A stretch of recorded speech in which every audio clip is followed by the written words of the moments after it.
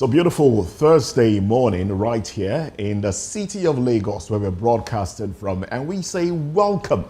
Welcome to another day's broadcast. This is Voice of the People Television, but we call it VOP for short. So yes, it is VOP TV.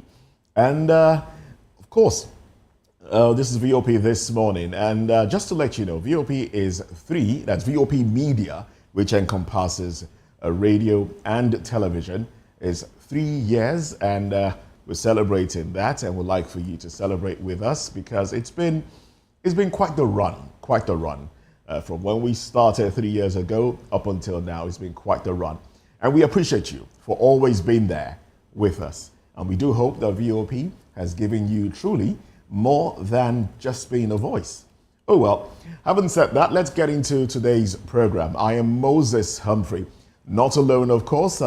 Have my colleagues with me. You get to meet them very, very shortly.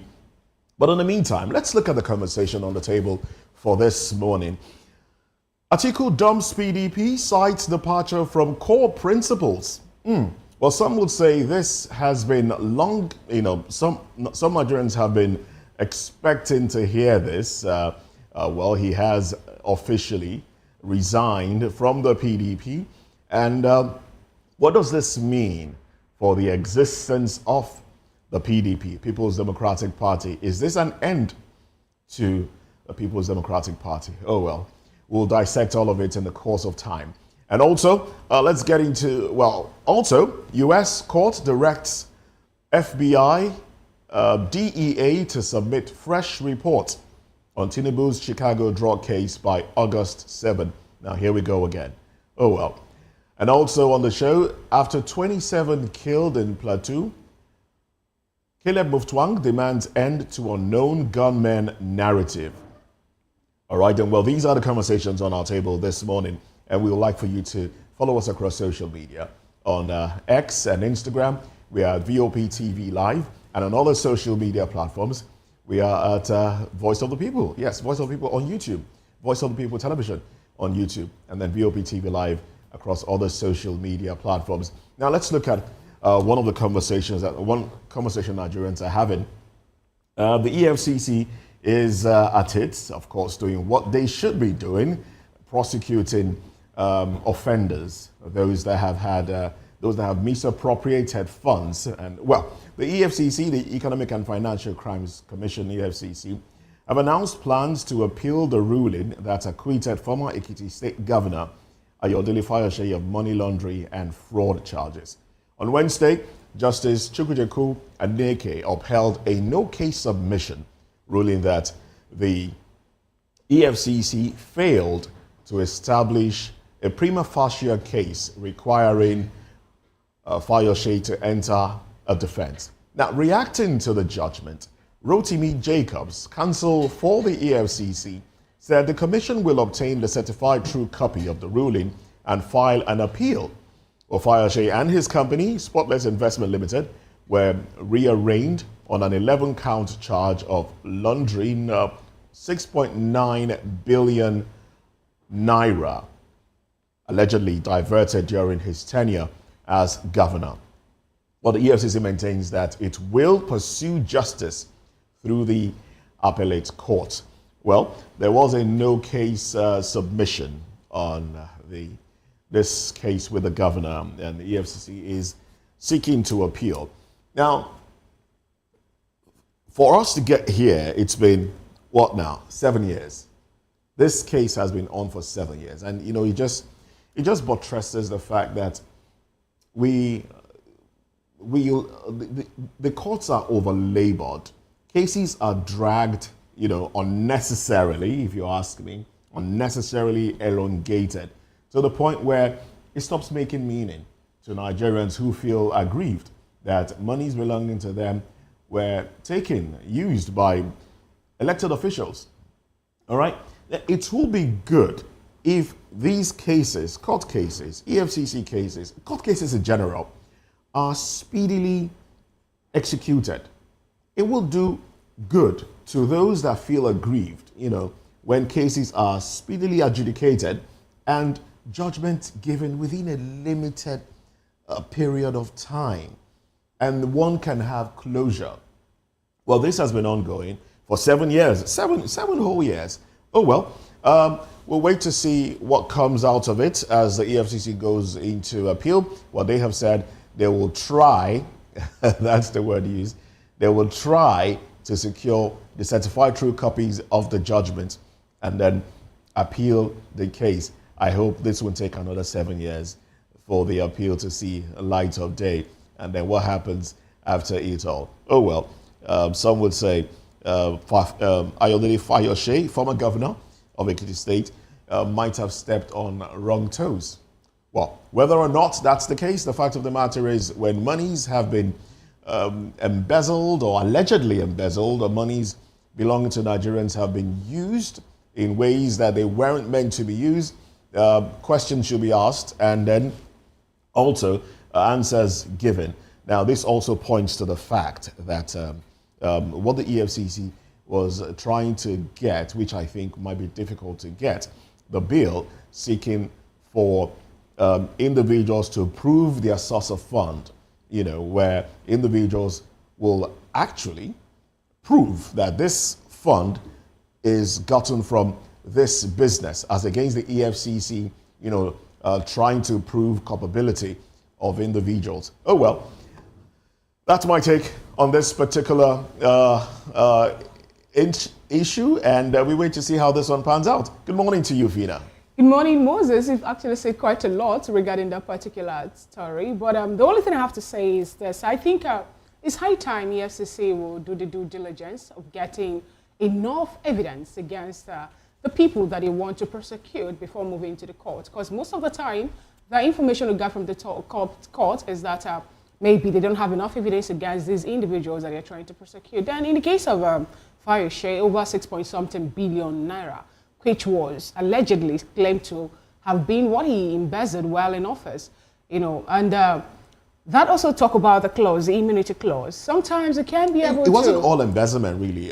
Some monies were misappropriation and all that. Some monies were given to him from by Obanikoro, monies meant for elections. These monies didn't go through banks. These monies were, given by hand. It also speaks to the fact that our banking system, our financial system, has loopholes. Exactly. Monies can be withdrawn and taken elsewhere without passing. There should be a limited amount that one can take out of a bank. Funny that actually, they have it. There's a lot to that. There's a certain amount of money as an individual you're entitled to have access to, But now, bring it down. Do we see that also work with the political elites? We had a story about the bullion van. It happened also in Nigeria. I wasn't going to go there. But, no, but all the same, it happened. I knew you were going to go there. But all the same, I think when the EFCC boss said they are going to pursue justice to this regard, I was happy that it's going to happen. But again, I think it's high time Nigerian security apparatus are looking into having enough evidence before going after someone to avoid issues like this and cases like this being dragged unnecessarily because of lack of evidence or things surrounding it. And also the political elites should understand that one day is either your office expired or you that occupy the office also will expire. So it's a glaring call for them to understand that you are being saddled with a good responsibility of taking care of the people, not finding a way actually to enrich your pocket and all that. And away from that, opposition parties in Lagos State, including the Labour Party, the AAC, the YPP, and the APP and ACOT Party, have called for the cancellation of the July 13 local government elections, citing widespread irregularities, voter suppression, and bias by LASIEC. At the joint press conference, LP chairperson Pastor Dayo Ekong described the poll as a state-sponsored rape of democracy aimed at favoring the ruling APC. YPP's Olusegun Mobolaji criticized the election process as flawed and rushed, while APP's Abiola Adeyemi alleged near assault by APC thugs in Badagry after protesting the removal of her party's logo from the ballots. The party said they are gathering evidence and will pursue legal action to challenge the election results. Interesting one, we're waiting for that actually to happen, and also, we're waiting also to watch to see how that particular gathering of evidence actually will favor the people who are not within the All Progressives Congress as the ruling party in Lagos. But something strike me, if we have the likes of YPP Accord Party, AAC, and all that. They're talking about the issues that happened during the local government election. Then why is it that the last year chairperson is not looking also to that direction, even after making promises to Lagosians, that if the election of July 12 is being marred with any irregularity, that she will cancel, or LASEC will cancel that particular election? I think what I heard. Okay, go on. All right, but at this point in time, yesterday, Wednesday, was the day that was scheduled for the people who won, who actually emerged victorious to receive their return. You know, so if they are to do it that way, then that shows we're seeing another legal battle coming up in Lagos State at this point in time. Now, for how long are we going to continue, you know, in that trajectory as a nation over 60 years old? You know, yes. It's funny how you always want to remind Nigeria that the country is 65, or yes, it's not about how old we are. It's about us not doing things the right way. Elections have become, you know, determined by court cases. Unfortunately, so. The election petition tribunal has been inaugurated already, and yes, like you truly pointed out, we will see court cases. That's what we will see going forward. But will it make a difference? I don't think so.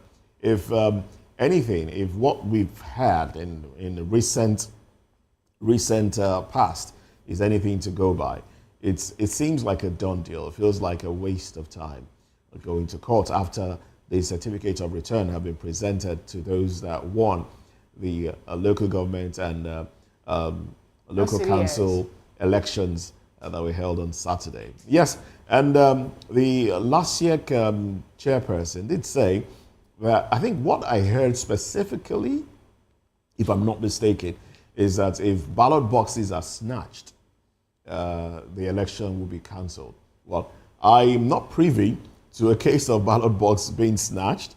What we know is that a lot of parties complained of their logos not being present, which of course will leave their voters confused. And yes, journalists were assaulted at different polling units. That's, I mean, it's unfortunate that we are at this point now. People that have lived in Lagos for more than 20 years, regardless of where they are from, were largely prevented from voting. When they look at you and they can tell that you're not a Yoruba person, you know, they will. These are reports that came in that people were prevented from voting. In fact, a journalist was asked which party he supports, and he was like, I'm not here to support a party, I'm a journalist. I'm here to report the turnout of the election. I'm here to report the elections. And he was basically driven from the polling unit.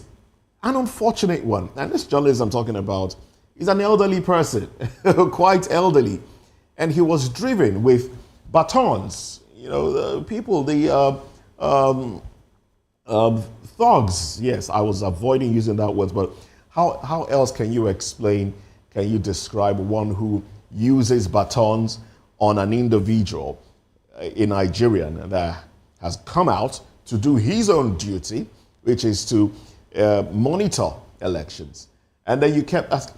It's not in the place of journalists to, to put forward the party they support. It's not in the place of journalists. In fact, it's against the profession to put forward the party you support as a journalist. So when a journalist is right there at the polling units to cover the election, his job is to cover the election, and you are insisting to know the party he supports. You want to see his party card, if he has one, and then when he doesn't provide one, insisting he's there to do his job, you're chasing him away. It speaks to how terrible the system is. So a lot needs to be looked at. I think people should actually come out to complain, because if there are no complaints put forward, there might be nothing for the courts to do, nothing for no case actually. And about the elections being cancelled, we heard right here, we heard the voice of former Deputy Governor of Lagos State, Senator Kofuorola Bokno-Akerele, where she complained about polling units being moved from one point to another, people being disenfranchised because their names were not even on the register, but these are registered voters. It was a problem. Now, she was calling for the cancellation of the election. But will it be cancelled? We'll wait to see. Will complaints of those that are aggrieved be looked at?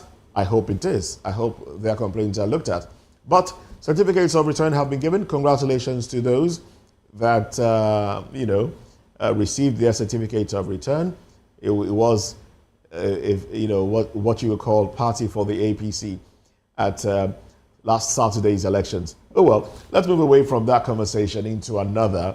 Some Nigerians venting at this moment. In fact, this has been in the news right after the death of former President Muhammadu Buhari, and also a revelation by former head of state Abdulsalami Abubakar that he was in a London hospital with Buhari, and some Nigerians find that annoying that he had some sort of temerity to say that. Well, human rights lawyer Inebehi Effiong has slammed President Bola Tinubu for failing to build a single hospital in Nigeria that meets global standard 2 years into his presidency. Effiong's remarks followed the death of former President Muhammadu Buhari in a London hospital, renewing criticism over Nigerian leaders' reliance on foreign medical facilities. Now, he made this post on his X handle where Inebehi Effiong accused Tinubu of neglecting Nigeria's healthcare system while routinely seeking treatment abroad. Effiong also noted that other political elites, including Abdulsalami Abubakar, which I mentioned earlier, and late Buhari, continue to depend on foreign hospital, reflecting what he described as their disdain for Nigeria and Nigerians. Now, this of course, has been on social media. This is the perception of people, that Nigerian leaders do not care for the people. But is it true that this Tinubu's administration has not built hospitals? Well, let's put forward the facts without being biased or anything. It's my job to look for the facts and present the facts without bias. I will disagree with Inebehi Effiong. This administration has built hospitals. One was inaugurated in Kaduna some weeks, I think that was in June, last month. One was inaugurated in Kaduna, and that was named after President Tinubu, actually has his name on it. That one, through some sort of partnership between Afrexim Bank and King's George Hospital or something. That hospital is supposed to be a 300 bed capacity, and with an estimation of treating 350,000 people for a period of time, I think for some maybe 5 years or 3 years or thereabouts. I don't have that detail here, but that's the capacity of the hospital. It's been recently inaugurated.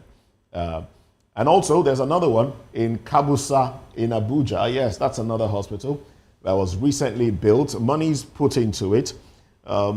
Now, the issue is not just about building these hospitals. We have some hospitals in Lagos that are world-class standard, actually. I don't want to mention names. There are hospitals in Lagos that one was in the previous administration, the Buhari administration, actually. Vice President, former Vice President Yemi Osinbajo was at the opening, at the inauguration of one of the hospitals in Lagos. These hospitals are world-class standard. But how affordable are they for the common man? They're not affordable. They're out of the reach of the common man. How many Nigerians can actually go to these hospitals and get Medicare? Almost none. All right? Now, the focus on primary health centers, I understand that 402 billion naira was set aside for healthcare in the 2025 budget, but we are not seeing it. I mean, I need to walk into the primary healthcare in my vicinity and have access to medication. I should be able to see medication there. But you go there. I visited one recently, very close to us here, and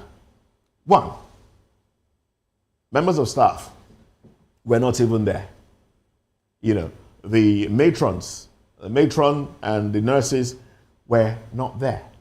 You had to wait for them to come and attend to you. And then you ask for a test to be done. They don't have syringe for test. So they extracting your blood is a problem. They don't have it. So you have to provide money. They go by and extract your blood. And then when they do that, you now, wait for the test to be done. You're not even sure of the result, because if they don't have the syringe, how do they have the things they will use in mixing the blood to get the result of it? And the bottom line here is the ordinary Nigerian doesn't even have access, regardless of money set aside. Out of 280 something million, is it million or billion now, was set aside for primary health care. How much of it has been put into the primary health care? And I'm talking about primary health care because that's the one closest to the ordinary Nigerian. How much of it are Nigerians, can Nigerians access? So it's not about building hospitals and naming them after Moses Humphrey. It's about Nigerians being able to access these hospitals, access treatment, and it doesn't even help. It feels like I'm venting this morning. Yes, I am. It doesn't even help when our leaders that build these hospitals go abroad for treatment. You don't even trust what you built. Buhari built, he renovated and put billions into the Asu Rock Clinic. And it was said to be, put up to standard for the president and the vice president, even if it was going to be just for them.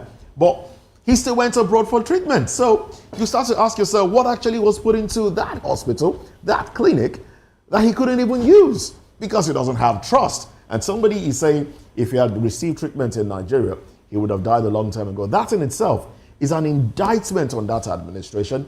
That in itself is an indictment on the leaders of Nigeria. And Nigerian leaders can and should do better. Okay, did you say disagree with the F young man over his statement? No. My disagreement is with the fact that they have not built. Okay, they've not built. Yes. Okay. Now, of what use again is it that we have structures that, according to what you just said now, don't even have a basic thing as tiny as syringe? We can as well turn that into a conference hall. I know maybe we're just there for us to do this. But anyway, it's laughable, over the fact that the government will wake up every time to say that individuals are denigrating the nation.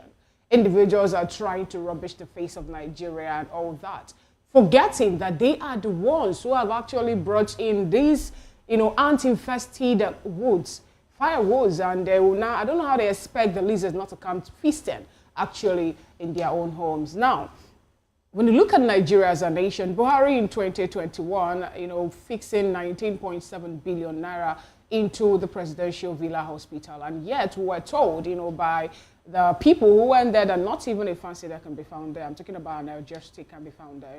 I'm not going to call the names of the product. But now, bring it back again to what this particular man pointed out.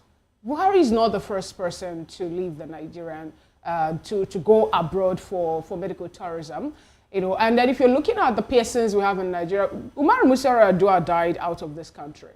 He was once, the president of Nigeria. And then bring it back to the man who also died that made us be talking about this. He was once a military head of state and then two-term president in Nigeria from 2015 to 2023. Yet, he couldn't even build something to say, this is what I'm giving to my people, even when he was fighting corruption and every other thing. Now, the major problem I have, with this whole back and forth is the fact that the monies that these leaders are spending on this medical tourism are taxpayers' money. Yes, ask me how. It's pathetic and it's heartbreaking that while in office, taxpayers will pay you salary. We don't even know how much you're taking home as a president. We don't even know how much you're taking from our coffers too, as a governor and all that. But taxpayers' money, Nigerians' money is what you're taking to go abroad for medical tourism, and you're not looking inward to say, let me set up this for my people. Let me build this particular thing to say, this is a standardized hospital in Nigeria. Nation, Nigeria can't do it as a nation, but individuals can do it in Abuja, in Lagos, and in other satellite cities. It can be done. Individuals also have built a refinery that Nigeria as a nation cannot build. Now take it back again to when they are done being in office. They are out of office now, ex-presidents, ex-military head of state, ex-leaders in Nigeria under the fact. They also still receive allowances, taxpayers' money, is what they will still use to travel abroad. No longer immunity. Immunity is no longer covering them at this point in time. They are now ordinary citizens like you and I, but they will still travel out of the country with taxpayers' money. You know the bleeding part? Taxpayers' money, again, is what they will still use to bring back their remains when they die. That's the heartbreaking part of it. You know, you couldn't fix a hospital for Nigerians to benefit from, and then you go ahead to say you're going out of the nation with Nigerians' funds, you travel. They will say I'm denigrating the nation by saying, no, but this actually happens to be the truth. This is the truth. And until we get it right, I don't think it has to do with Tinubu administration, Tinubu 2 years in administration. No, I think it's a general thing. From all the leaders, is a slap on their face that they will be. I cannot remember the last time a president of maybe France or all the Western nations that our leaders will run off to come to Nigeria to seek medical attention. But we were told that Nigeria... In the 60s. In the 60s. So they should take us back to the 60s. I'm willing to go back. I want to enjoy that which people enjoy in the 60s. I was not born then. So let's go back to the 60s. Do some time traveling. All right. Traveling.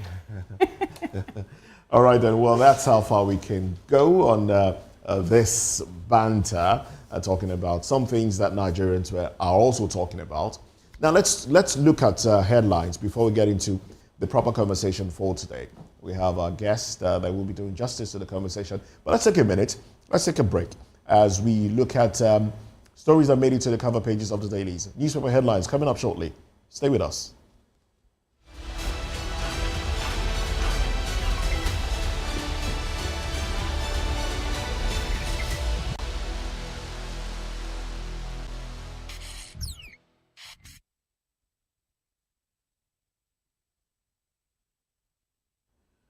Well, thanks for joining us again. Now, let's look at the headlines. From the Guardian newspaper, the banner headline here, Buhari farewell. Obi Atiku defend absence as Lookman flags shift in endorsements. Tinubu showers praises to lead Buhari's tributes at FEC meeting today. Atiku's PDP exit letter aimed at stealing spotlight from Buhari's death, says Kiyamo. Shetima leads Fidal prayers for former president in Daura.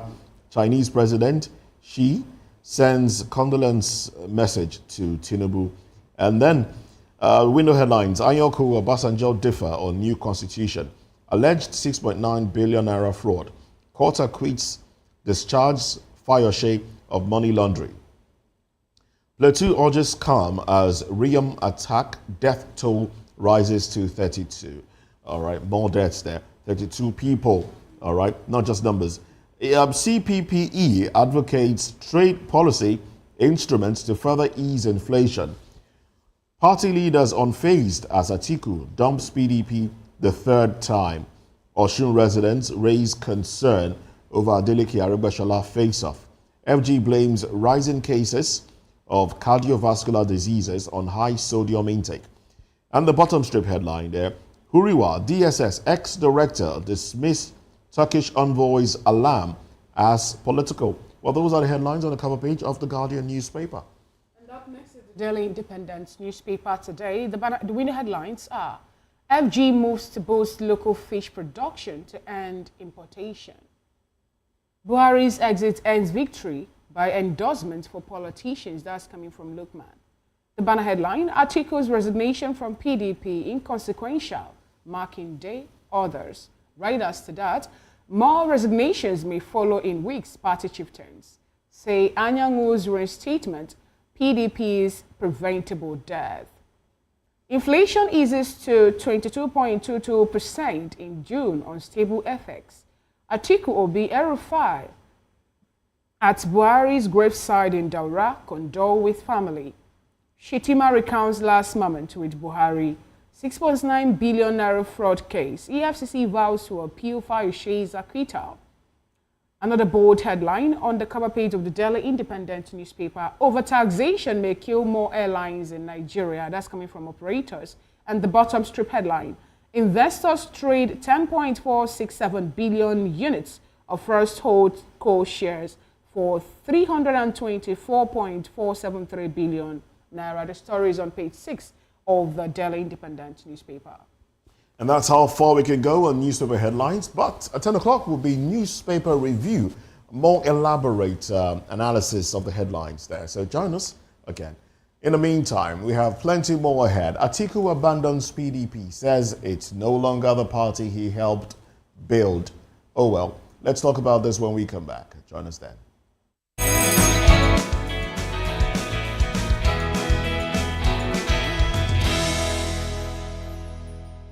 We encourage you to click on the like button and subscribe to our YouTube channel. We are Voice of the People TV. Also follow us on all our social media platforms. We are at VOP TV Live. Visit our website www.vop.ng for fresh and trending news. Also watch us live on SLTV channel 264. VOP TV, Voice of the People Television. Is a state of complete physical, mental, and social well-being of an individual. It's the fundamental right of everyone to enjoy the highest attainable standard of health, without distinction of race, religion, or political belief. On VOP TV, we bring you Health Check, a show that x-rays different health issues and provides solutions with the help of experts in the medical field. Join us every Saturday, 2 p.m. on Health Check. Health Check on VOP TV. Your health, our priority.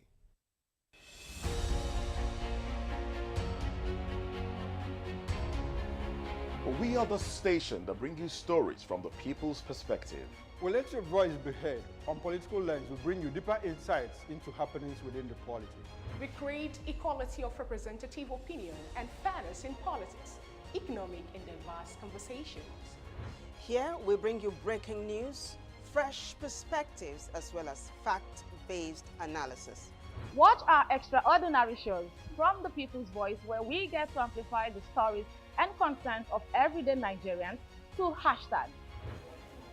To Health Check, where we share practical wellness tips and bring you deep insights from medical professionals. Maritime Frontiers will dissect issues on port operations and more. Every time we talk about sport, it's everything that has to do with sport, from the top to the finish. Just be with us, stay with us all of the time. We give you sporting activities just as you unfold, and that's what we do, and that's why we are called Voice of the People TV, and you already know. We got you all covered. Here, you have more than a voice.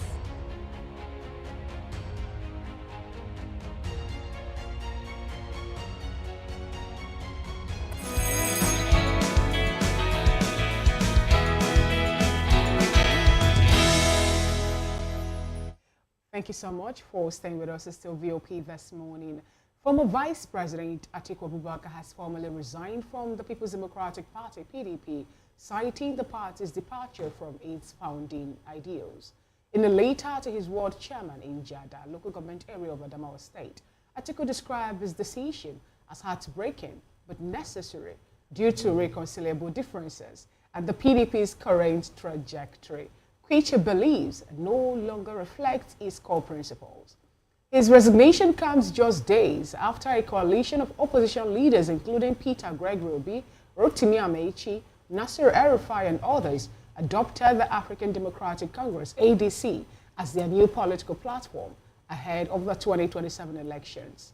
Meanwhile, the People's Democratic Party, PDP, has downplayed the resignation of former Vice President Atiku Abubakar, urging Nigerians to shift attention from political defections to more urgent issues such as hunger and economic hardship.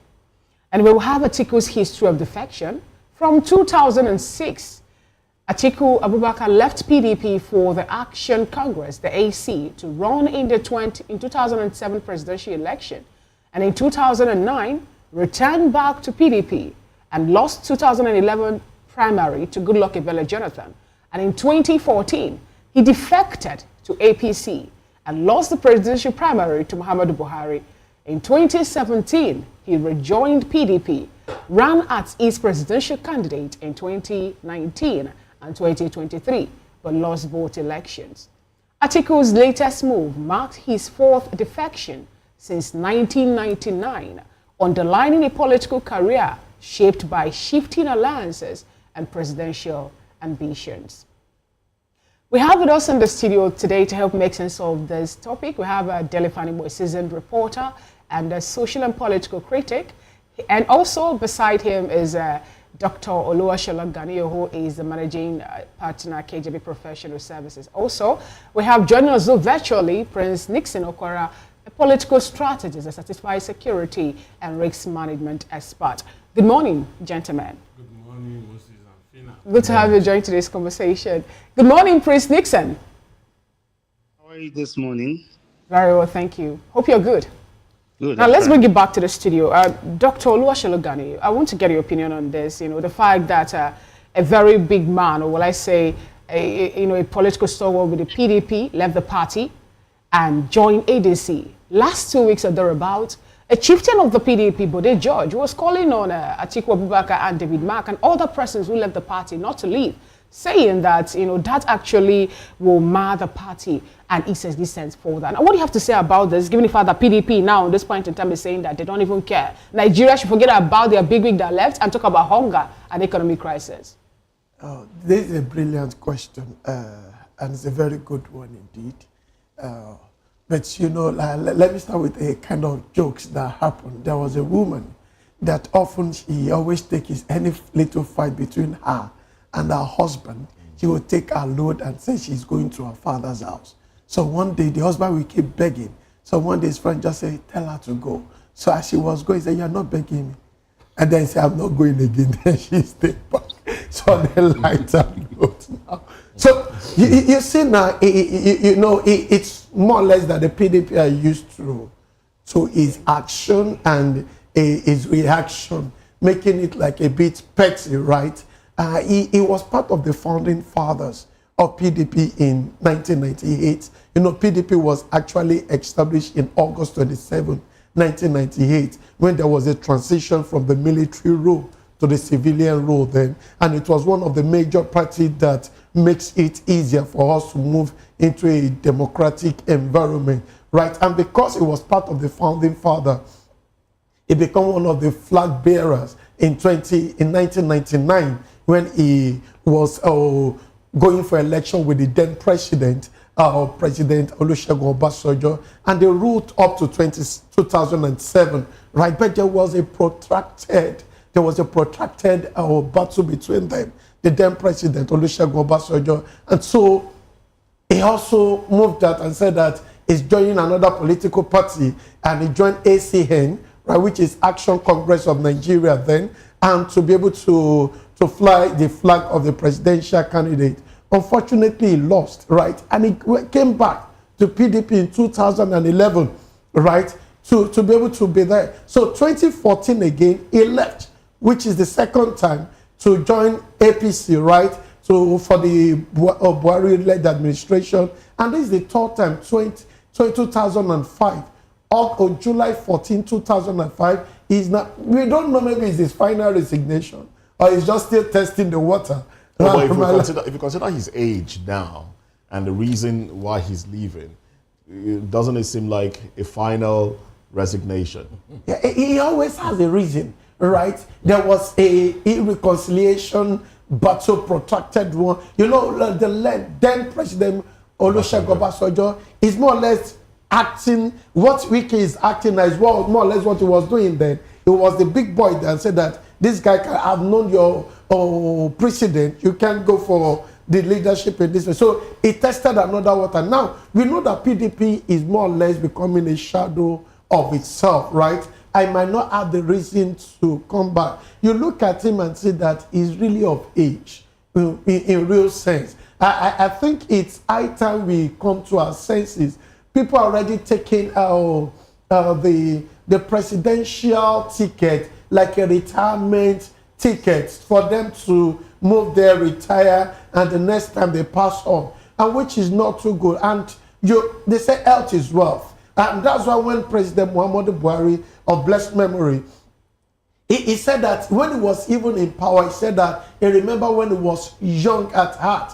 Those things he can do then, he can no longer do them now. But that's why a lot of things could happen under his nostril, and he would not be able to act. because the capacity, the agility, and the strength is no longer there. So the same thing will happen. So he might be a man of integrity, a man of principle, but when people under him we are not doing what they should do, then the country will feel is the hit in the long run. So the reason why I think there's no shaking or no kind of unrest in PDP, because they become used to it. But looking at the party itself, PDP now, can we say that there's no unrest in it with the internal wrangling happening in that party, the back and forth that we're seeing, the restatement of Anyanwu, and what Peter Mba of Enugu State said about if the party internal wrangling is not being curbed, that there is every hope that someone like him also might decide to take another step. So are we actually seeing PDP at this point in time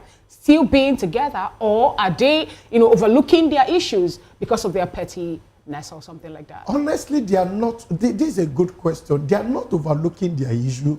They have so much rancor, so much differences, right? I think now, perhaps, when Atiku have left, perhaps Wike will reconsider his steps. I know the angle was that it is the rancor between him and Atiku. It wasn't comfortable because, honestly, and give it to him, he's one of the person that's never left the party. Indirectly, he has lived a bit. Somehow, some way, he was faithful.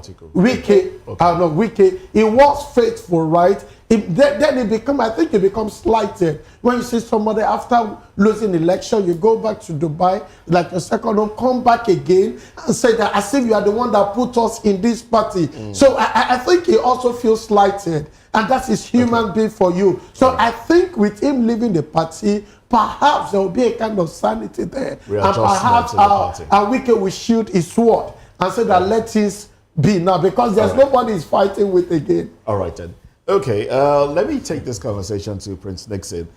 Prince, when I saw your name as one of the guests that we'll be discussing with, I was like, oh yes, we've brought an ABC man here, and he'll be so happy that this is happening to the PDP, this is happening to Atiku. Now, how happy are you that Atiku seems to be floating now, as it were? Because he did say that he will keep his next move close to his chest, even though we know that he's a member of the coalition that seems to have pitched their tent with the SDP, or the ADC, I beg your pardon. Well, thank you. There is nothing new about that, and nothing to be so excited because it's expected. Atiku is somebody I can just simply qualify with just about 3 words: a political nomad, an ideological orphan, and a carpetbag messiah. So he has nothing to offer to the people. He's only after self-preservation and in politics. When you look at his antecedents, when people say he has become 3 times, I don't see it as 3 times. He has repeatedly shows the same character 4 good times. In SDP, you remember when he ran the primaries and all that with the MKO Abiola, that was 1990, right? Oh, yes. Atiku was pressured. It was a serious pressure before he could take the back seat and let MKO run for that election. And sooner after that, if you look at his trajectory, he also at the same time left the same PDP. That was in 2006, joined AC. Even then, AC, later AC, and AC was more of a regional party. And he still went then. Okay. But the president's accountability. So when you look at his history, you'll find out that he lacks ideology. That is the basic thing. So he's a constant decamping and the rest of it, and the present one will not be different than the rest. Okay, now let's speak as Nigerians now. Let's not speak as party faithful. Let's speak as those that have the interest of Nigerians at heart, and democracy. If there are no contenders, it defeats the purpose of holding an election. But right now, the PDP seems to be one of the oldest, actually, parties in Nigeria. Basically, the biggest aside from the APC that is growing in leaps and bounds now, the PDP, doesn't it seem like the PDP is basically deflated? And what does this portend for electioneering in the future? Is this the end of the PDP? Will the PDP field a candidate in 2027 elections? If they do not, what do you project? Now, speak as a Nigerian. I'm speaking as a Nigerian because as a party man, it is my joy that they don't find their feet. But as a Nigerian, yes, opposition is like the lens through which the government in power see their failures and all that and adjust. It is the beauty of democracy. But again, you must understand that when the sitting government is doing well, there is different kind of approach. Sometimes people will find it difficult to even oppose. Everyone wants to align to ideological convictions of the incumbents. So it doesn't deny the fact that after the government of Bola Ahmed Tinubu, if we have another president who could not build on the success stories of this present administration, that you will not have a viable opposition. People will still come together to oppose that government. You saw that happen previously in the past during the PDP and the formation of APC. So it's not an end to opposition at all. But what's happening here is I see it as that the people are convinced. When you look at the coalition and all the people in it, nobody has come out openly, not even their very brilliant and outspoken spokesmen have come to condemn any of the economic policies of this administration. They have not been able to say any ideological basis of what they want to do differently from either unification of the the exchange market or the removal of the subsidy, which a lot of what they are basing is Nigerians are hungry. Why are Nigerians suffering? Who caused that? When did it start? So you must be telling us what you want to do differently and not just coming to solve the sensitivity of suffering Nigerians that from the problem. Some will disagree with you on that statement. Some will disagree with you because a lot of opposition politicians have spoken against the policies of this administration, especially the removal of subsidy. Some have said, look, some measures, Peter Obi actually said, some measures needed to be put in place, even though they all campaigned on the removal of subsidy.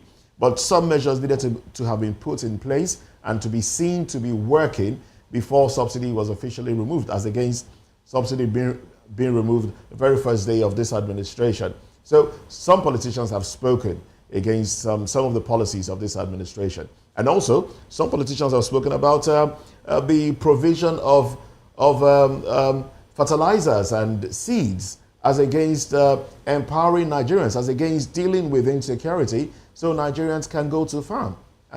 So politicians have spoken indeed. But may I ask you, I do recall that you were once a member of the PDP, but you left at one point to the APC that you now so gladly support. What happened? Yes, as a matter of fact, when we discovered that the party now lacks ideology and the political nomads who have hijacked the system are now perpetuating themselves forever, not for the interest of the people or the masses. Well, many of us left that party as at that time, and we find out that to the best interest of Nigerians. So ideologies change, basically. Yes, it's just ideological based. That's why I left PDP. Ideological. But there is something I want to tell you. If P2B has actually come to say, yeah, he supports PDP, subsidy removal, but some things he didn't tell us anyway. The things that could have been put in place. But another thing I want to tell you: if you're leaving, let's say Lagos to Abuja, you decide to go by road, by train, by whatever reasons you want to. The most important thing is that are you heading to the right direction?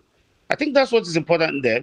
Everybody must not approach or solve the same issue in the same pattern. But what is the problem being solved? Are we giving it the right approach? It is easy to criticize a man in the pitch playing football, but when they pass that ball to you, you find out that what he's doing is not easy. Our president has done very well by standing and taking up responsibility without excuses. Nigeria was already almost gone at the point this man came. So we should also understand the part that since nobody's condemning the policies he's making himself, but they're only talking about maybe safety nets or just a window for the masses to smile and all that. All those things are political rhetorics. When you talk about people not, talking about the policies that the present administration is making, are you aware of the fact that there was a particular census, or rather a particular projection that people actually voted for about the Organized Crime and Corruption Reporting Project? And this particular one made our president to actually top that list. I'm talking about, the list of the world's most corrupt organized crime persons in 2025. In 2024, I beg your pardon. Yeah, I didn't get that. What My question is this: you are talking about the organization, this present administration, doing all it could, and no one is criticizing the policies of the administration and every other thing. But from what we saw from the Organized Crime and Corruption Reporting Project, they have made our president to be among the top 3 on the list of the most corrupt organized crime persons in the world in 2024. You see, this is a different topic altogether. We're looking at it holistically, administration, be it economic, be it the security wise and every other thing. This is Fina speaking, right? Is that Fina? Yes, it's Fina, Prince. I know Fina, because sometimes I wonder, I was expecting you on that coalition meeting, but unfortunately, maybe I didn't even see you there. But all the same, you see, what we are talking about is the economic policies. We are not talking about the corruption index. Even when you rate the corruption index about in Nigeria and so many other countries, you cannot say what you're saying as a matter of fact. Moreover, we saw a man that went to power through fighting corruption and all that. The world has gone beyond active approach in fighting corruption. And when you look at some of the economic policies this man is doing, he's trying to tell you, by the time you remove debris and food leftovers from the table, you will not see the rats, and the rats will not find a meal. So that is just what I'm thinking the president has done so far. But you are not thinking, when you look at the corruption rating in Nigeria and what has been done over the years, if you want to start arresting everybody and putting them in jail, we don't have facility to accommodate, possibly even some of us who are speaking to you now, including you in the studio. So the corruption is rooted, and I think the best approach is by policy, and that's what the president is doing. All right then. Thank you very much, Prince Nixon Okwara. I was going to ask you a question, but let me bring it back to the studio. Hopefully, if I remember, I'll pose that one to you before we wrap up this conversation. Now, let me bring Mr. Fanimo into this conversation, talking about Atiku's movement and the future of the PDP and political parties in Nigeria. PDP members have said, look, this poses no threat to them at all. But we know what the PDP has become. What do you foresee going forward within the PDP, especially within the PDP? And Atiku, not being specific as to where he will go, is there something he's still trying to hide? See, one thing is the overall interest of this politician is self, and that has always driven them from one political platform. Because I feel uncomfortable when I say party, from one political platform to the other. And so consistently, they are very inconsistent, and they will continue to be inconsistent. PDP will not die, because apart from Labour Party, ADC is just coming up. We don't even know the direction it will take, regardless of the fact that a lot of people are the camping and the forming alliance. In fact, what Atiku has clearly shown is that at all costs, with whatever means, he wants that party ticket to contest in 2027. That is all this noise is all about. He wants to contest, and there's no doubt about that. So you think he's desperate? Very, very desperate. His desperation almost cost, if there were oppositions as strong as this when Obasanjo was going for second term, honestly, because at that time, AD was a regional party. The outlook at the national level was not too good. And AMPP was also considered as a fringe northern party around Borno and Sokoto axis. So there was no coalition of a party that embraced every ethnic sentiment. That was why, because Atiku worked assiduously against Obasanjo, just because he wanted the presidency, in 2003. And you imagine the fallout.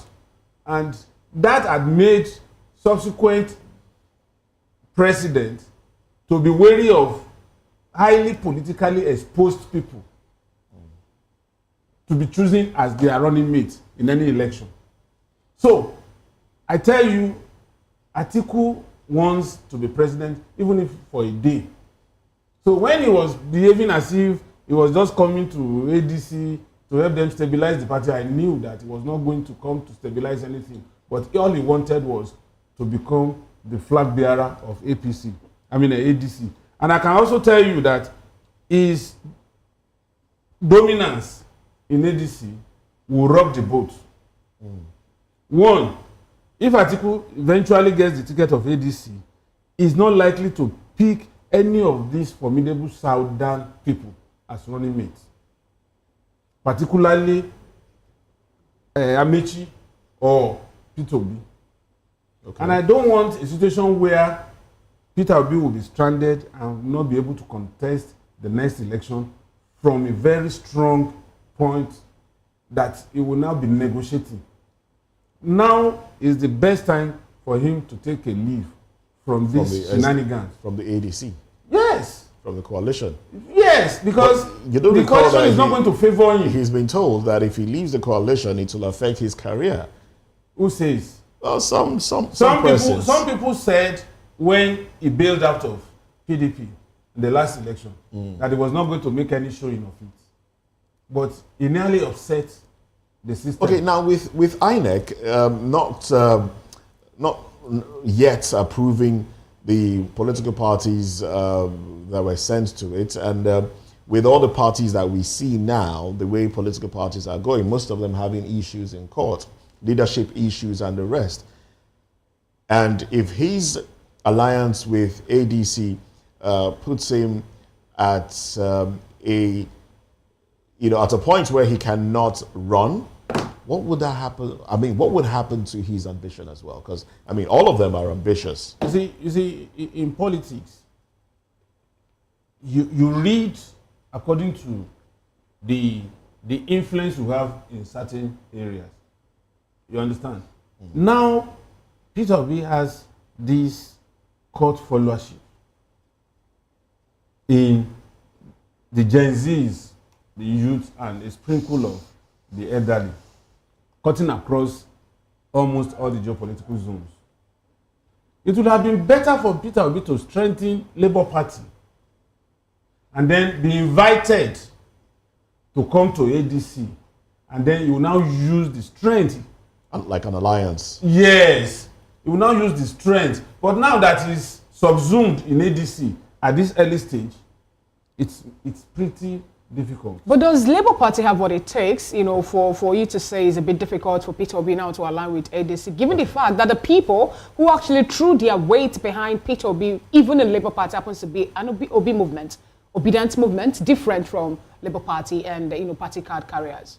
You see, when you negotiate from a weak point, you're not likely to get maximum gain. Remember that this obedience, you are looking at the current problems in Labour Party.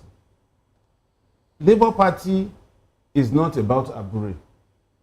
What we are saying is, let me tell you, no matter how hard you see party faithfuls fighting, struggling, it's about interest. As soon as that interest is served, everybody keeps quiet. And that's why it goes with the proverbial saying that when you are on the dining table, you are not supposed to talk. You'll be breaching ethics. Now, I would have loved, if I were to be in a position to advise Obi, I would tell him, strengthen the Labour Party. And then showcase the strength of your followership. Politics is about game of number. You now go, and then when they invite you, you are negotiating at that point. Not that you are already subsumed in the party and you cannot take anything beyond what the party wants. Before we wrap up this conversation, I want to go back to Prince Nixon, because we're talking about policies of this administration. Prince Nixon, now talking about policies, Nigerians have been lamenting, really, especially venting and lamenting on social media right after the passing of former President Muhammadu Buhari and the revelation that some of the leaders would rather seek medical care abroad than in Nigeria. So some Nigerians have come out to say this administration hasn't done anything in terms of, this administration have not built a world-class standard hospital. Well, I disagree. This is my personal view. I disagree with that. I feel they have built. One would be the one inaugurated in Kaduna, named after President Bola Tinubu. And then another one, AMCE, Africa Medical Center for Excellence in Abuja. That's one at Kabusa.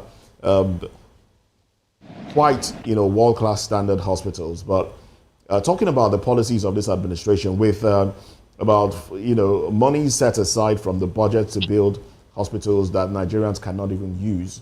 How well should Nigerians relate with the policies of this administration? Because we see that primary health centers are not, attention isn't paid to primary health centers where the common man can go to.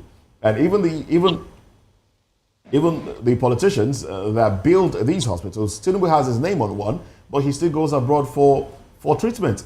How can that encourage Nigerians to want to put their monies in these facilities that have been built? Speaking to policy now. As a matter of fact, thank you there. As a matter of fact, this is barely about 2 years in power of this administration. And I'm happy that you acknowledge the fact that so many hospitals have been built. Beyond the ones you mentioned, there are more. We don't need to go into that. Yeah, it's one thing for the hospitals to be built, inaugurated, and the structure is there. It's another thing for people to go in there and receive treatment. No, but that's part of the thing I want you to find out. Maybe you can just make an effort. I was hoping that as a party man, you're privy to that and you can help us with that. I'm privy to that, and I can confidently tell you that they are very functional. And beyond that, when I talk about policy, I'll give you another one. Okay, you can see that in the first time in history, we have the primary health care system that was not working, but you can see today we're having 774 the healthcare workers in all the local government being trained.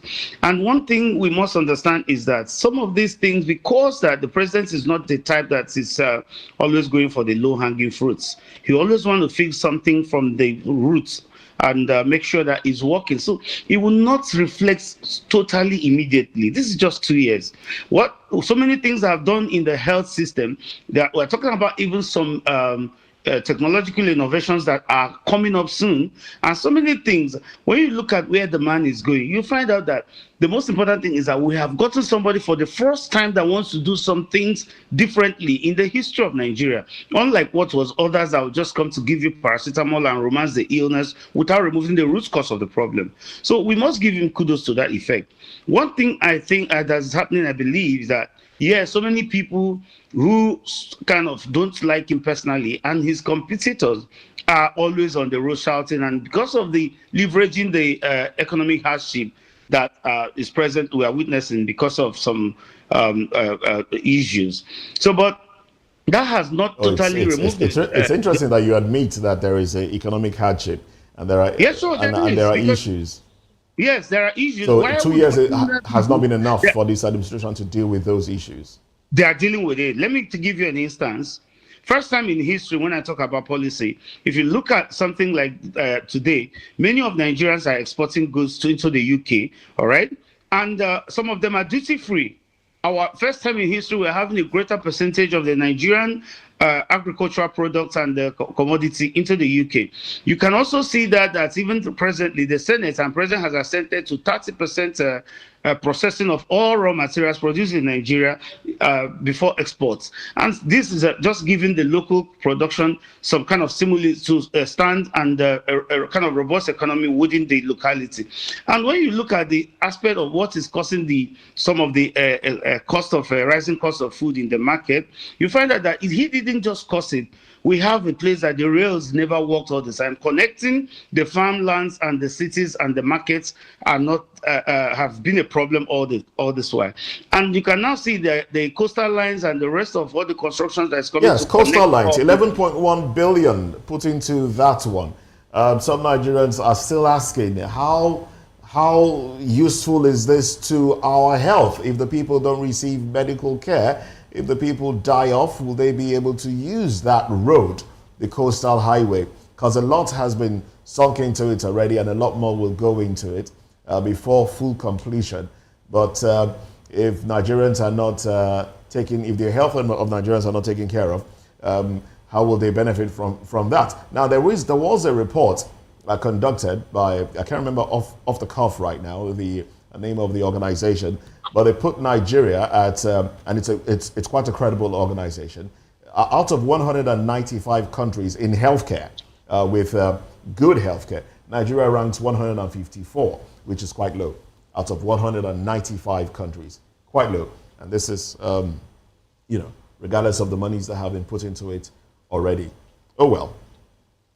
Thank you very much, Prince Nixon. Do you want to respond? Yes, I want to respond to that. Please go right ahead. See, I haven't come across that report, but one thing you should know is that 2 years is not enough for such a significant impact in reduction with the policies that the president is putting on ground.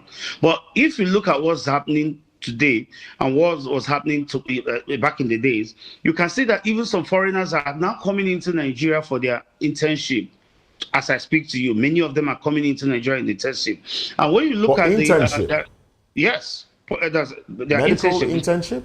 Medical internship, yes. Oh, really? I speak to you. Okay. Yes, many foreigners. See, you need to approach the Nigerian Medical Association to find out what I'm saying. There are so many applications coming into Nigeria for medical internship. There are so many imports of different kind of technology. There are so many importation of some kind of manpower and all that. So there are a lot of people, even as I speak to you, some are talking about some forms of digitizations and rural impact through the technology innovation. So many things is happening that the president is not the type that is making noise. Well, yet in Nigeria as a nation, Prince Nixon, I want to ask you this question, as a Nigerian. Do you think Nigeria have enough medical practitioners, to man up with what the projection the United Nations actually presents? Or the WHO as a matter of fact, we don't. But you see why we don't? Even in the UK, in the advanced country, they don't have enough. But yet the president actually he went to St. Lucia to make a promise that we need Nigerian medical practitioners that will go over to St. Lucia, that actually happens not to be as big as one state in Nigeria to render medical health care services. You cannot, because you don't have enough, then you can't give at all. There is this exchange program that have been going on all over the world, across all the countries, and the president's decision to do such is not out of place. That is the gospel truth. But what is important there is that particular policy he is doing. Have you checked the implications to our economy? Have you checked what the benefit to the people and to the medical situation?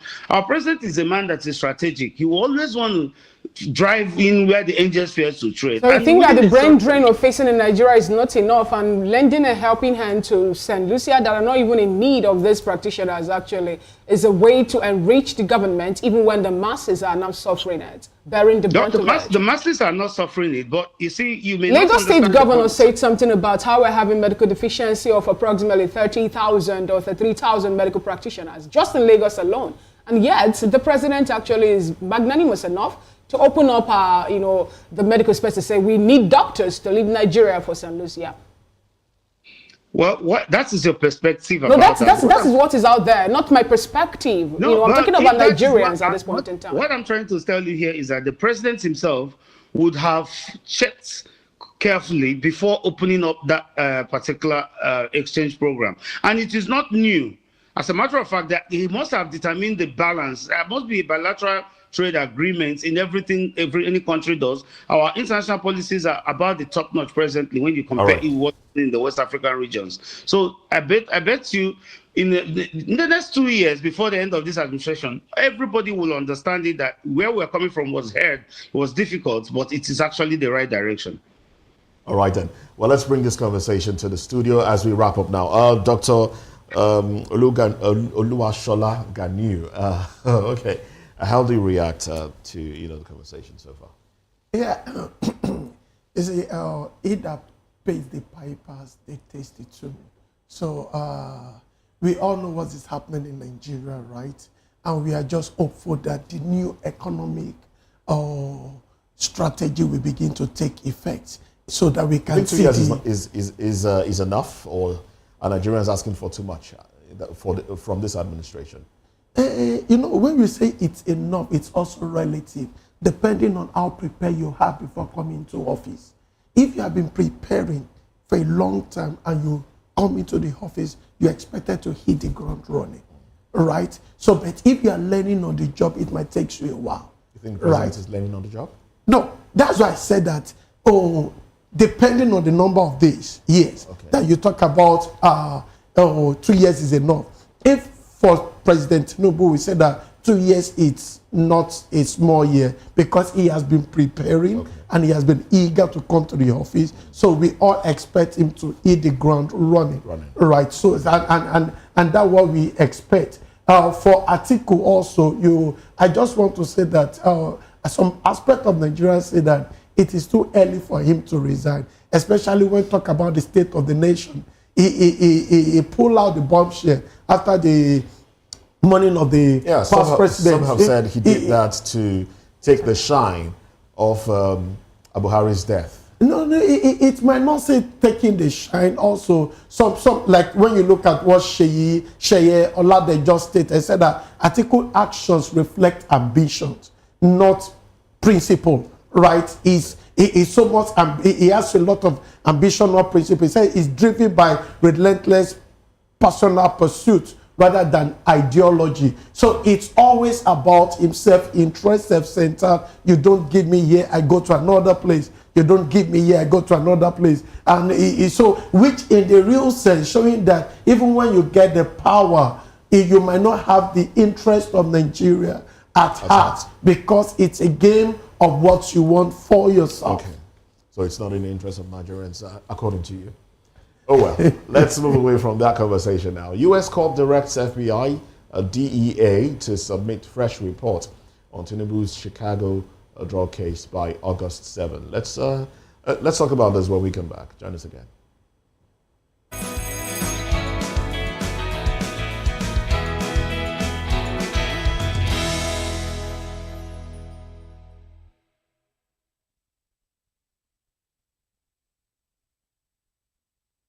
My name is Insecurity. They call me the Oga of them, the general overseer of them all. Every man, every woman has got a voice, but integrity is the volume. So this is Voice of the People's TV. Voice of the People's TV.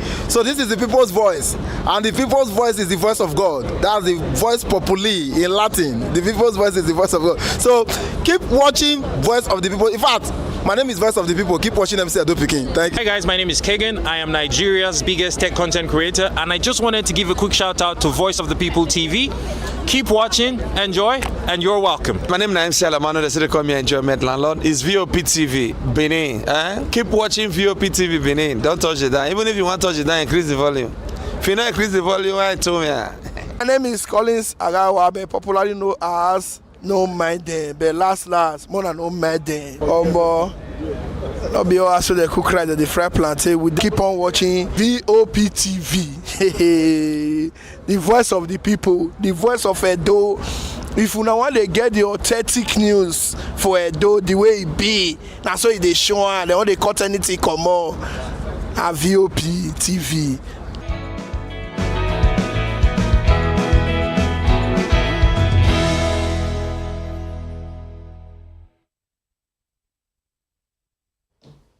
A U.S. federal court has ordered the FBI and DEA to submit a joint status report by August 7, 2025, detailing the release timeline for unredacted records linked to a 1993 heroin trafficking case allegedly involving Nigerian President Bola Tinubu.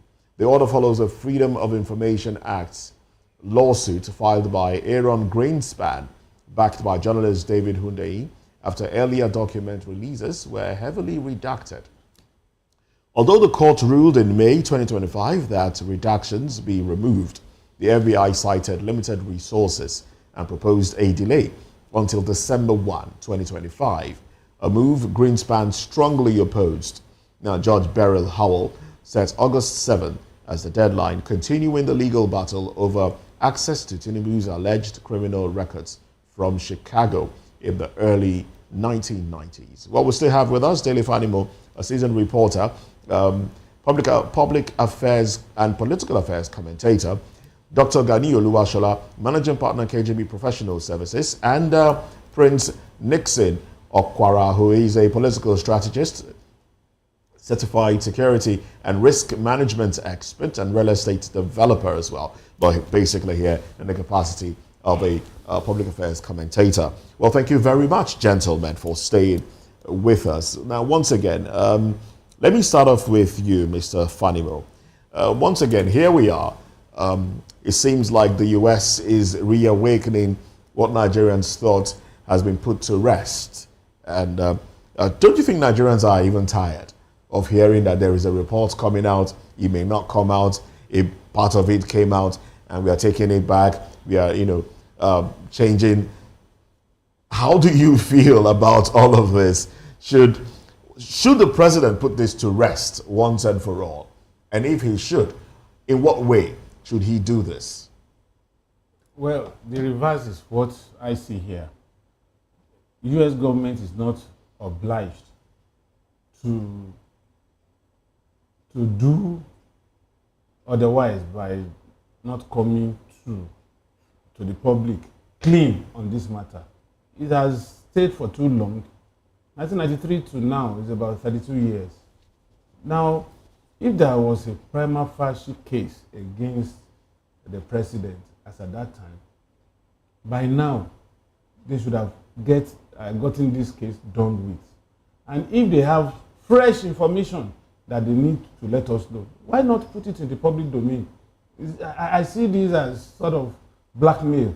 Each time you come, when something is happening, you come and say, this man has a case to answer, there are fresh. Why don't you put it out to the public and let everything just go? Talking about blackmail, Mr. Fanimo, some persons were of the opinion that the reason we're having this back and forth is about the fact that the president of U.S. want Nigeria as a nation to take in Venezuelan deportees, a move which President Bola Ahmed Tinubu have said no to. Do you also think that it has a link to this particular reawakening of this case? That's what I said. It's more or less like a blackmail. Anything that has to do with American interest, the first thing they do is to come up with one spurious allegation that will hit up the system and say, and we have this, we want to release. And then you go back and forth in the court. And as soon as that person backs down, you keep quiet. I mean, it doesn't really make any sense. America should not be a barometer. And if the president has a case to answer, once and for all, go ahead, prosecute, do full disclosure, and then let's rest this case, rather than coming up with, how can Nigeria, for God's sake, how can Nigeria take convicts, Venezuela convicts, in our prison? What sense does it really make?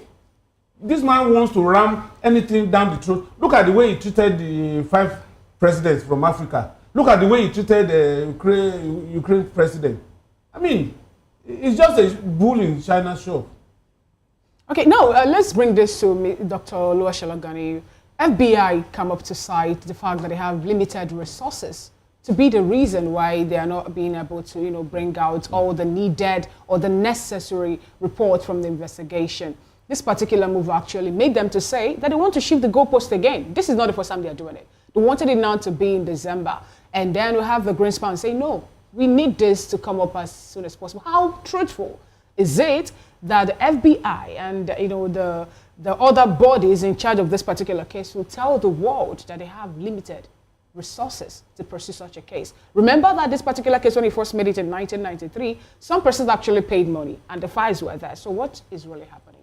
So that's a wise question. When you look at what FBI is trying to do, that is the Federal Bureau of Investigation and the Drug Enforcement Agency, which is DEA, right?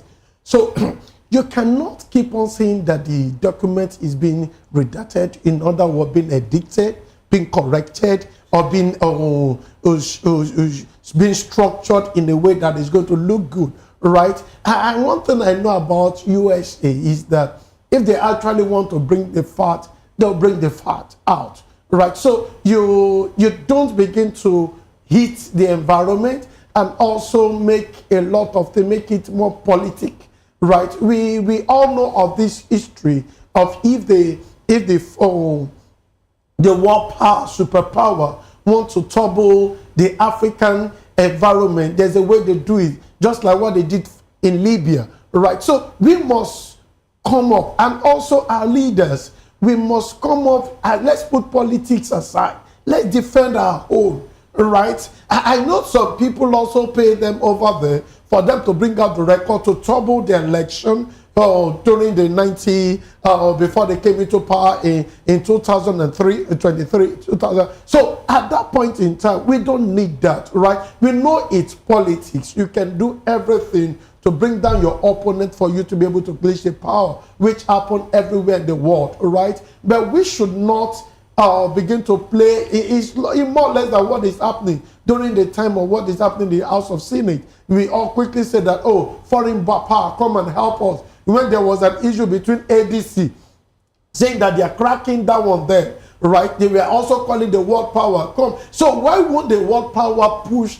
the deportee, those people that they are not useful to them, making Nigeria to become like a dumping ground, saying that Nigeria, you can keep wallowing in your poverty. We will also enrich, we also strengthen your poverty by giving you additional burden. And it will be of no use for us to accept those kind of offer, because it will weaken, because we are Nigeria, as we speak, we are over 229 populace, 229 million, right? And we have not, and they are the same people that said that we are under a multi-dimensional poverty. So if these people come in again, they will also create more burden on our system and also drift all down beyond what we have. So I think it's high time for them to be able to disclose what they have. If they are redacting it, if they are correcting it, they're edicting it. No, they've been asked to release the unredacted ones. So let them show the unredacted one, right? Yes. Because if you are even edicted thing,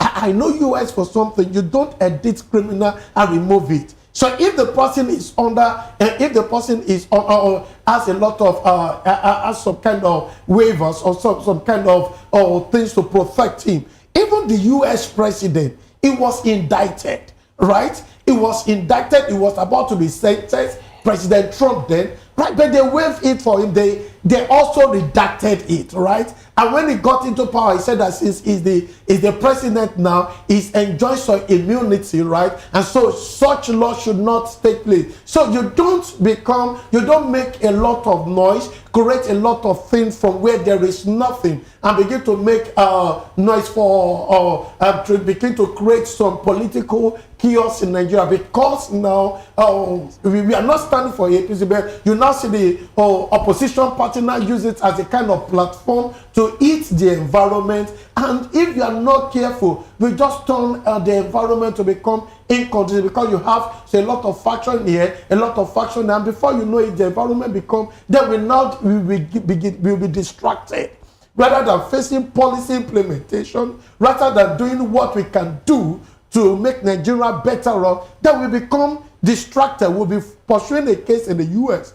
Then the president himself will not have time to be able to do what he is. How much of a distraction do you think is already for Nigeria, given the fact that there is a case that said in 1999, the president to have in 1993, I beg your pardon, the president to have in Nigeria actually has something to do with heroin and all that illicit drugs peddling. And then we bring it back again to the point that in 2022, some persons could actually look into that to say, we don't need this person to man the affairs of Nigeria over what happened before now. Is it really a distraction, or people are actually looking for the betterment of Nigeria? Okay, so in my line of business, there's what we call status quo, right? And there's what we call we call it status limit. You can't go beyond this. 1993 today, this is 32 years, right? If you have a case, bring it out. So this is 32 years till day. A child that was born there, right? He has already making some generations. So you don't begin to make a whole lot of things to be able to hit the environment. 1993 till date is a whole lot of years. And if we are talking about status bar, right, in law, we have what we call status bar. Once you cannot produce an evidence over some certain time, then there's a status bar. Event has override it unless you have a superior argument to be able to reopen it. So if you don't have a superior argument to reopen it, then you don't talk about it again. All right then. Well, thank you very much. Now let's bring Prince Nixon Okwara into this. Prince Nixon, I would like for us to look at this from the what you think the National Assembly, the EFCC, the presidency should do, seeing that this has continued to come up and in line of transparency, trying to be transparent, particularly, in terms of communicating with Nigerians, knowing that putting up a dismissive front will make it seem like there is some sort of guilt or consent to whatever is being said. What do you think the presidency, the National Assembly, the EFCC should do in this regard? Because it seems like the sovereignty of Nigeria is being threatened. The words, the sovereignty of Nigeria being threatened, I don't think it's necessary to start challenging or fighting the Americans at this time because of, these hegemons, once they want something, they must get it. Let's not forget, you don't allow those who ignited the fire to always believe that they should come to help you turn to the firefighters. I don't know why they become more concerned about Nigeria and the president. But then now. Don't you think if the presidency is not doing anything about it, it is admittance of guilt? The admittance cannot be guilt because we have not interfered in the affairs of America. There were so many governors and even President Trump gave a pardon upon their corruption cases and convictions in America. Nigeria has not raised the hell out of it. And this one is a judgment that has been done and passed before. Why is it every time, just like the other gentleman said, they just raise it up? You see, Nigerians should understand that these people have one agenda. And that agenda is America first. And once their interest is not protected, they go at any length to bring down that president. Then that's American first. It was first heard in the during the First World War, and eventually in this 21st century, you see it coming up in Trump's agenda and the rest of American force. So many of us don't understand when you talk about this, their globalization agenda and the rest. There is a purpose for it. Whenever you see such thing during the time of Jonathan, it got so bad that they couldn't incite the people against him. They had to send somebody down here because a lot of things were happening. And there's the cycle of this kind of destructions of sovereign nations all over the world just for their personal interest. So I'm somebody that is not particularly, I'm against the West and their policies and those hegemons personally, because I understand what happens on international politics and that level. Our president is a very strong man who also understands how to play about it. So where you see these things tilting to, it is not against the president, it's against the people of Nigeria. And the moment Nigerians should understand that these people don't like us and they have nothing good for us. But then the people of Nigeria want closure. The people of Nigeria want the president to step up and say, look, enough is enough. Let's put an end to this. And some have said, psychologists will tell you that if there is somebody who is trying to blackmail you with whatever it is that you might have done in behind closed doors, the best way to deal with the individual is to come out clean and say, look, this is what I did. Come out hands in the air. So there'll be nothing else to hold in the against past. I know that some of the media aides have spoken about that, and I think that should be enough. But at the right time, I know if the president thinks he needs to talk, he will do that. But nobody can stampede on him. He's a man that you cannot pressurize to do something. He has a mind of his own. He is very strategic in what he does. All right. And the way the world is going today, I'm seeing it that the Africans need to understand one thing. The earlier we rally around our leaders in this modern day scramble and partition of Africa, the better for us. Okay. Our president is somebody that needs Prince our Nixon, support. because we're running out of time. Minister of Foreign Affairs, Yusuf Tuga, come out and spoke about the stringent visa policies that the U.S. is placing on Nigerians. Well, he did say it may not be unconnected to the fact that the U.S. wants Nigerians to accommodate Venezuelan prisoners in Nigeria, you know, and now we are seeing this. I mean, you know about the visa restrictions. Visa has been reduced to 3 months from 3 to 5 years to 3 months now, and you know, certain monies. Anyway, you know about the visa restrictions that have been placed on Nigeria by the US, and now all of this. How would you feel if in the coming days Nigeria accepts to accommodate maybe some Venezuelan prisoners? Wouldn't that be this government bowing to pressure? And where would that put Nigeria? You know, when one problem we have in politics is that while you're fighting for the masses with one hand, you'll be defending war from the same masses with another hand. And that's the problem in Africa. And these people who have understood this cycle of indirect manipulations on Africans continue to use that. So when the president finds out that even the people he's trying to defend may not, and he bows to those pressures, do you blame him? Because the same Nigerians now are the ones calling and supporting them with their pressures and all that. And if a president looks and says, no, look, why am I doing this? And decides to look for his self-preservation in office, and at the end of the day will cry he did that. Don't forget that the Liberia origin started this way. The American slaves and the rest of them were shipped to that country. I think that was in early 18th century or thereabout.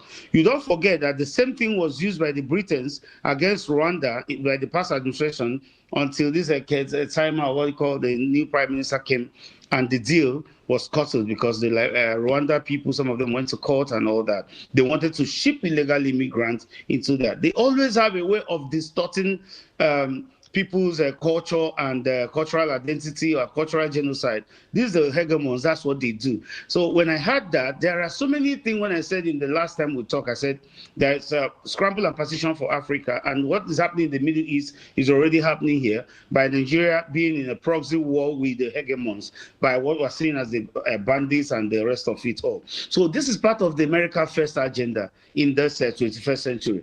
The only thing I advocate here to every Nigerian that everybody must understand is that it is high time Nigerians start rallying around our leaders, no matter how bad they are. When it comes to these international policies, intimidations and harassment, the masses should unite and say enough of this. That's the only way Africa will rise.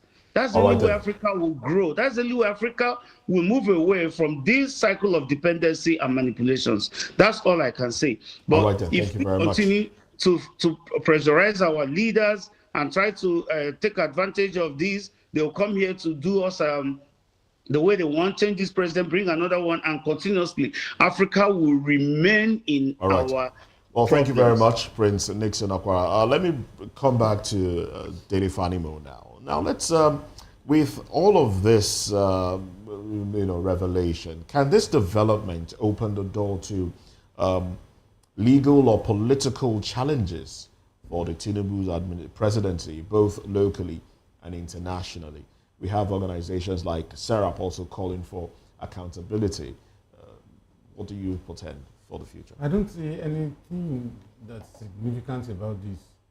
Like we have extracted the three analysts that look, the old pendulum is tilting towards and twisting the federal government using the subtle blackmail that has been used over time to suppress and to also intimidate the president. You see, for me, I'm asking for a more world perception, like I said, locally and internationally, especially when it comes to doing business with Nigeria. Any right-thinking person will know that America will be quick to release information within its domain if there are genuine documents that are just coming to light after the determination of the case in 1993. Why would it be that anytime somebody is ruffling feather that will come up with it? So anybody that has the issue, you also have. I would like for you to bear in mind that not too long ago there was the conversation around the president being some sort of active asset of the U.S. And that was whittled down after a while, and then now we're having this again. This is where the thing is.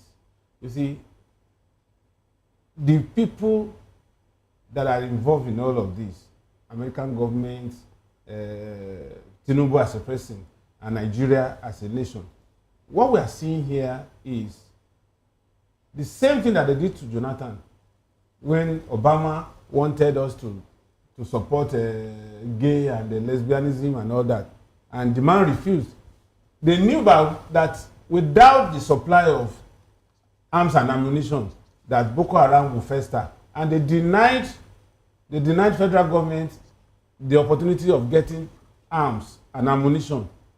But unfortunately, when Jonathan had to send people to get arms and ammunition through the black market, they went after him.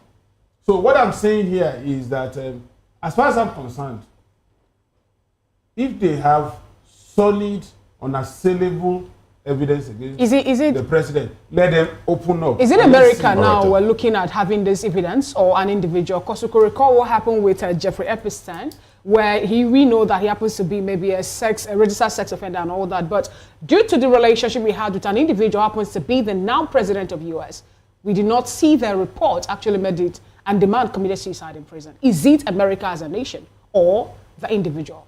There's no individual here. Looking at the president. DEA is American agency. And we know that DEA actually is so sophisticated that they come up to tell Nigeria, tell the world now that they don't have enough resources, that the state is not giving them enough funding. When they were releasing sophisticated arms that runs, one missile is about $11 million. All right then. Well, this would be a good place to call this minor case. They don't have resources to go after. Thank you very much, gentlemen. Sorry, let me just. I think what is picturing or mirroring for our leader is that fix Nigeria. That's just the simple. Fix Nigeria. Make Nigeria, because Dubai was fixed. That's why they are running to Dubai. You can see that Ghana president and South Africa president, they were calling off the bluff of Trump. Let us fix Nigeria. Make Nigeria a place conducive. So if it happened like that, we could sit back at home and make Nigeria great again. So that's the underlying factor, is that let's fix our country.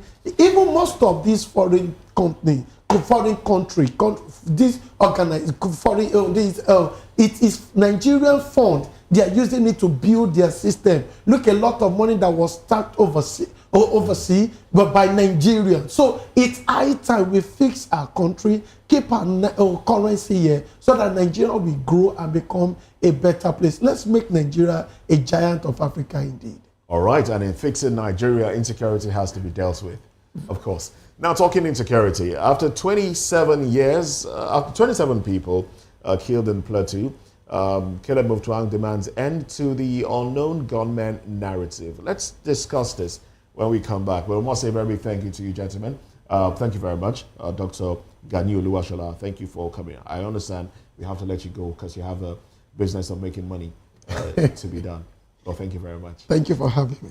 All right, then. Well, Dele Fanimo and Nixon Okra would like you gentlemen to stay with us as we get into this next conversation now. We'll be back after a bit. Join us again. Thank you.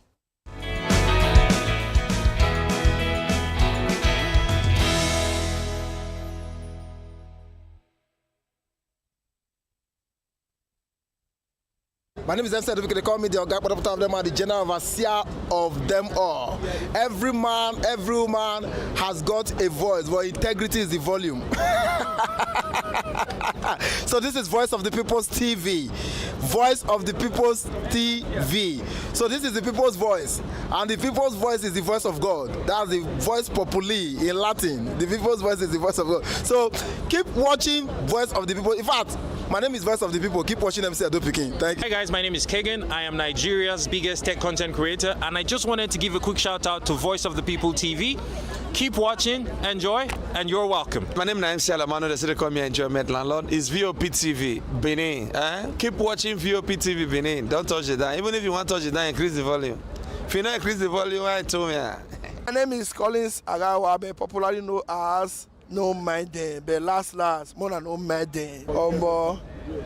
Not be all so the cook right at the fry plantain. We keep on watching VOP TV.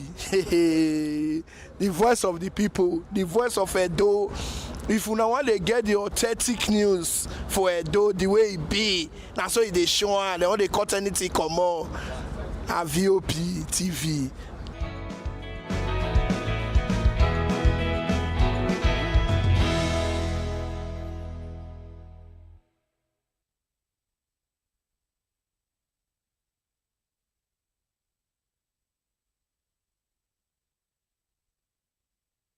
To have you back, it's still VOP this morning. Plateau State Governor Caleb Mutfwang has called for an urgent overhaul of security tactics following the killing of at least 27 farmers by armed assailants in Bindi, Riom local government area.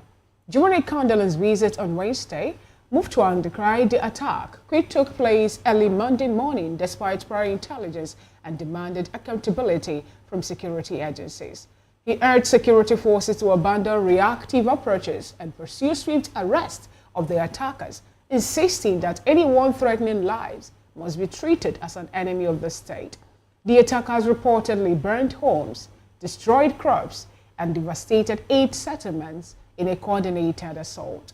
Mutfwang pledged government support for survivors and promised coordinated mass burial for the victims. He also visited Gwarenj and Bachi, other communities recently attacked in the area.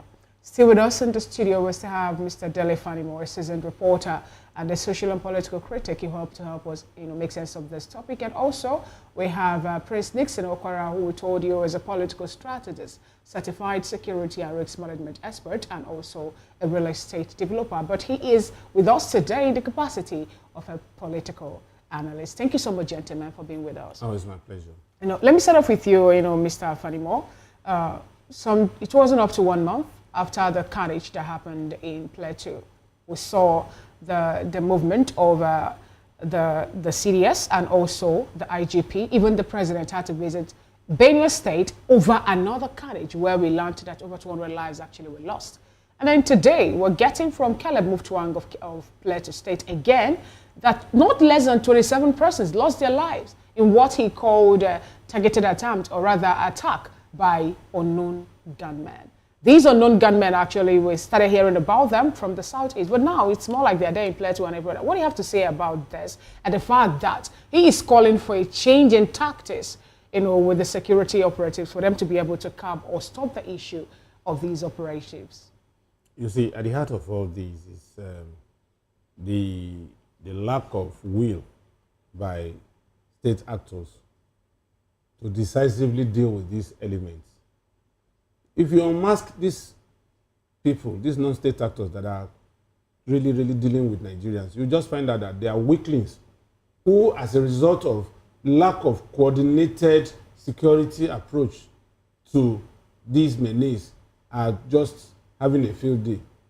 For instance, apart from the fact that there was a community recently that went after these guys and they decimated them to as much as 70 of their men, and that tells you these were people that were local vigilantes, hunters, and then embedded in their midst some security operatives, DSS operatives.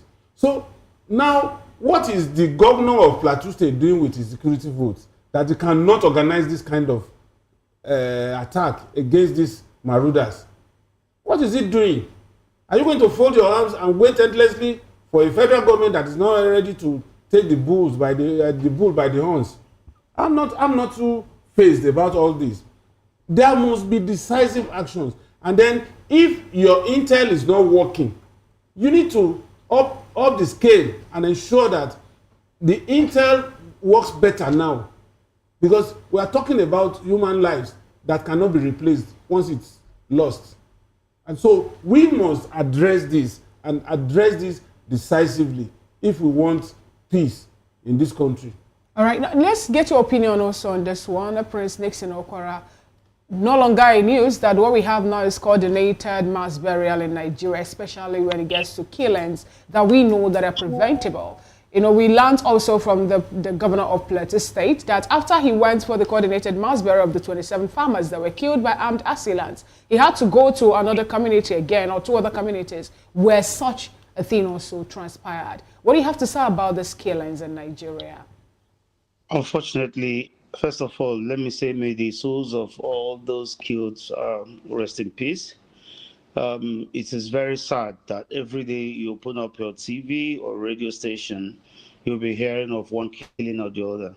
But the part I don't like is that instead of having governors taking responsibility, they've turned to whipping governors.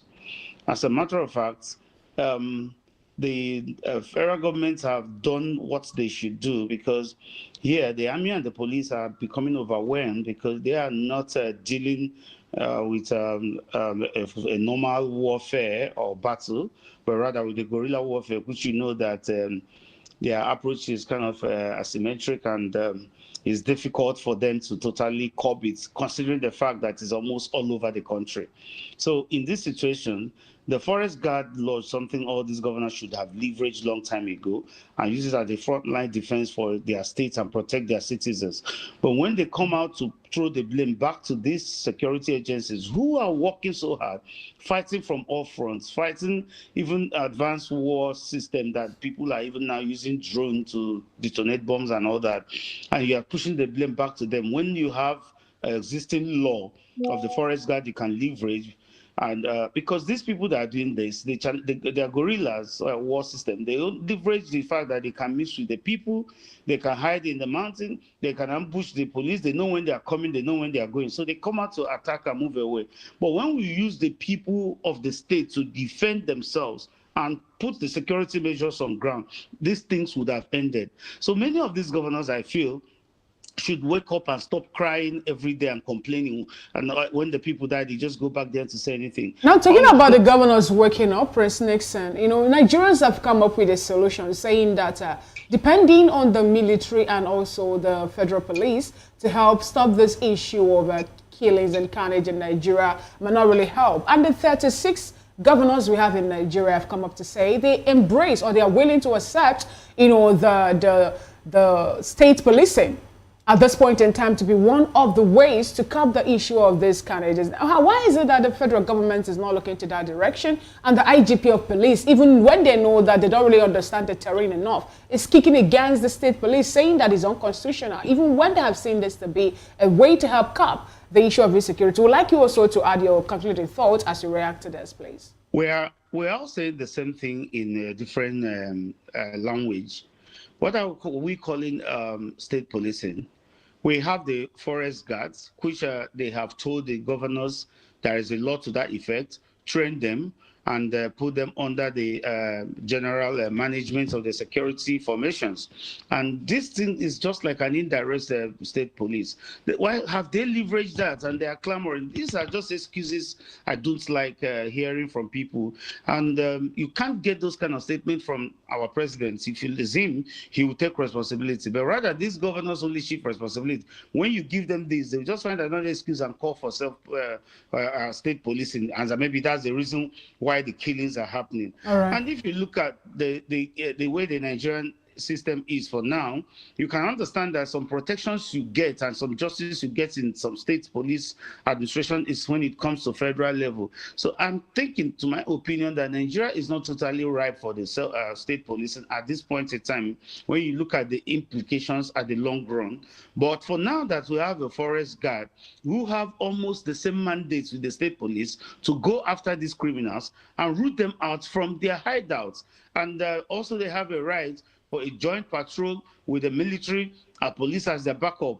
What are these governors waiting for? That is my take. All right, thank you so much. I will take that to be a concluding thought. Thank you. We're pressed for time, okay? Thank you so much, Prince Nixon. Mr. Fanimo, in 30 seconds, let's get a concluding thought, please.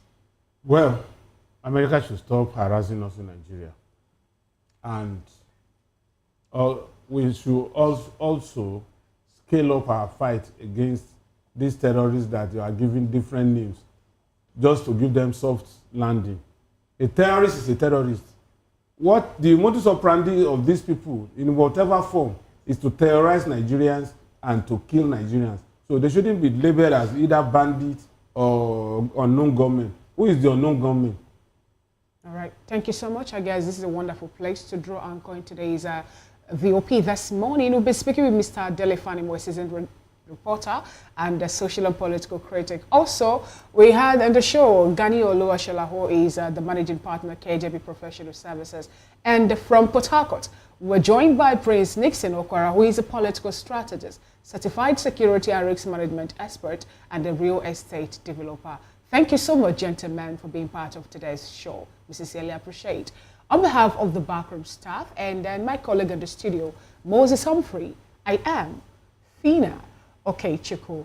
Do whatever thing it takes to stay above the waters, keep your head going, and also endeavor to be a patriotic citizen, because Nigeria is our nation, and I believe that Nigeria will be great again. Bye for now. And on top of the hour, 10 a.m., as the Super Review. Do well to join.